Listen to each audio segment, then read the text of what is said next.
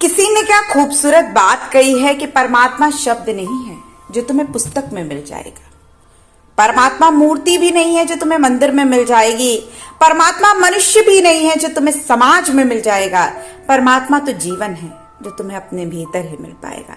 नमस्कार दोस्तों, ईश्वर सदैव आपका भला करे और आपकी झोलियां ईश्वर के आशीर्वाद से हमेशा भरी रहे। तो दोस्तों, आज बात करेंगे एक कहानी की, एक ऐसी कहानी की जो 3 समस्याओं को बताती है कि भगवान कहाँ रहता है, वो कैसा लगता है और वो हमारे लिए क्या कर सकता है।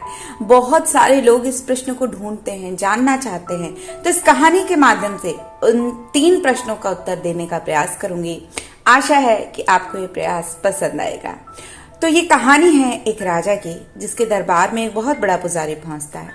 राजा उसकी आव भगत करता है, उसे बहुत सारे उपहार देता है, लेकिन वो उससे कहता है कि क्या मैं आपसे कुछ प्रश्न पूछ सकता हूं। तो वो जो पुजारी होता है वो राजा से कहता है कि हाँ राजन, आप मुझसे प्रश्न पूछ सकते हैं। तो राजा कहते हैं कि मुझे मेरे 3 प्रश्नों के उत्तर चाहिए कि भगवान कहाँ निवास करता है, दूसरा प्रश्न ये है कि वो कैसा दिखता है, और तीसरा प्रश्न ये है कि वो हमारे लिए क्या कर सकता है। राजा के प्रश्नों को सुनकर पुजारी भी थोड़ा सोच में पड़ गया और उसने राजा से कहा कि हे राजन, आप मुझे कुछ समय का वक्त दीजिए ताकि मैं आपके प्रश्नों का सही उत्तर दे सकूं। तो राजा ने कहा कि ठीक है पुजारी जी, आपको मैं 1 महीने का समय देता हूं और 1 महीने के बाद ठीक इसी दिन आप मुझे आकर मेरे प्रश्नों के उत्तर दीजिएगा। पुजारी वहां से विदा लेता है, लेकिन इस चिंता के साथ कि इन प्रश्नों के मैं क्या उत्तर दूं। कितनी बार होता है ना कि हम भगवान की पूजा तो करते हैं, लेकिन भगवान क्या होता है, कैसा होता है, उसका स्वरूप क्या होता है, हम नहीं जानते। ठीक यही बात पुजारी के साथ भी थी। घर आ गया, सारे दिन चिंता में टहलता रहा, परेशान होता रहा। इसी तरह दिन बीतते गए। तो एक दिन उसके जो बेटा था वो काफी छोटा था उम्र में, ज्यादा बड़ा नहीं था, लेकिन बड़ा विद्वान समझदार था।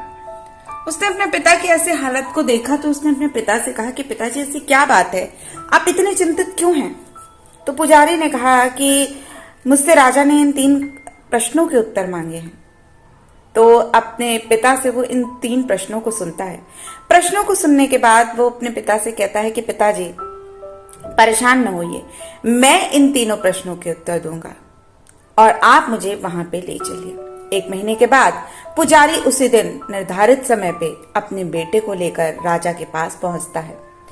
तो राजा पुजारी से कहते हैं कि पुजारी जी, क्या आपको मेरे 3 प्रश्नों के उत्तर मिल गए। तो पुजारी कहते हैं कि हे राजन, आपके 3 प्रश्नों का उत्तर मेरा ये पुत्र देगा। राजा ने वही 3 प्रश्न उस पुजारी के बच्चे से पूछे और उनसे पूछा कि मुझे बताओ कि भगवान कहाँ रहता है, वो कैसा दिखता है और वो तुम्हारे लिए क्या कर सकता है। तो उस पुजारी के बेटे ने कहा कि हे राजन, मैं आपके पहले प्रश्न का उत्तर जरूर दूंगा, लेकिन उससे पहले मुझे 1 गिलास दूध की आवश्यकता है। राजा ने अपने नौकरों से कहा कि आप 1 गिलास दूध ले आओ। उस लड़के ने उस दूध को लिया, उसमें अपनी उंगली डाली और दूध को घुमाना शुरू कर दिया। घुमाता रहा, घुमाता रहा। राजा ने उससे कहा कि तुम क्या कर रहे हो। लड़के ने उत्तर दिया कि मैंने सुना है राजा कि दूध जो होता है ना, उसके अंदर मक्खन रहता है। मैं तो उस मक्खन को देख रहा हूं कि कहाँ है दूध के अंदर वो मक्खन, लेकिन यहाँ तो कोई भी मक्खन नहीं दिखाई दे रहा है। तो राजा ने जवाब दिया कि हाँ, ये बात सही है कि जो मक्खन है वो दूध से ही निकलता है, लेकिन वो ऐसे नहीं दिखता और ऐसे मिलता भी नहीं है। पहले आपको दूध को दही जमाना पड़ता है, फिर उस दही को बहुत देर तक चलाना पड़ता है, और जब वो दही पूरी तरह से मथ जाती है तब कहीं जाकर उसमें से मक्खन निकलता है। तो उस पुजारी के पुत्र ने कहा कि हे राजन, तुम्हारे पहले प्रश्न का यही उत्तर था।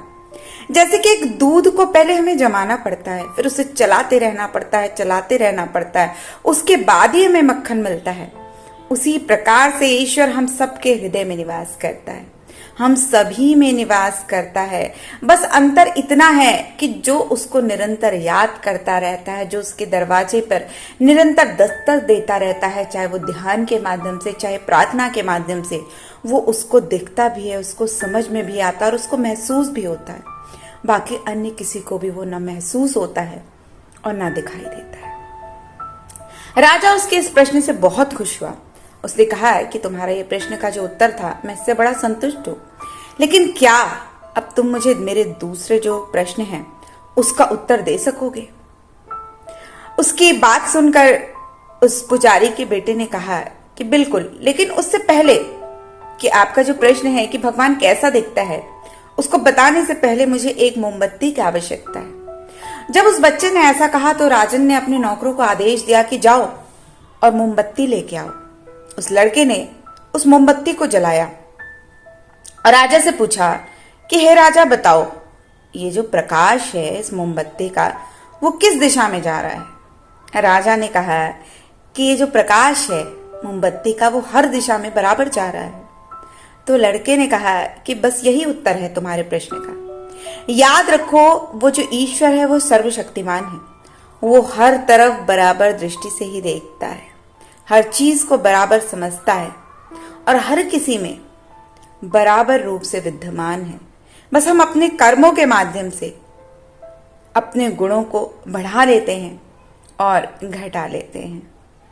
अब राजा को और उत्सुकता हो गई। उसने कहा कि बहुत खूब, लेकिन क्या तुम मेरे तीसरे प्रश्न का उत्तर भी दे सकते हो कि भगवान हमारे लिए क्या कर सकता है?